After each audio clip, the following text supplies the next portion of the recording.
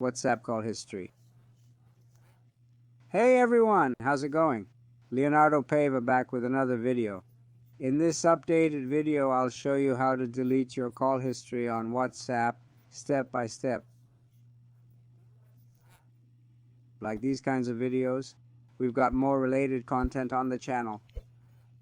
Subscribe and hit that like button. I'm always making videos to help you guys out. Alright, let's get started. I'm in WhatsApp now. Click on the calls option at the bottom. First, select the calls you want to delete. Press to highlight them. To delete more calls, just keep selecting them.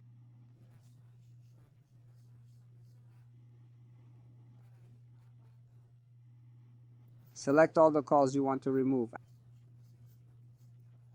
After that, just tap the trash can icon at the top. That's it.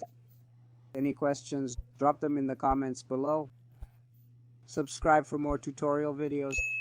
That's all for now. Take care. God bless. Thanks. Bye.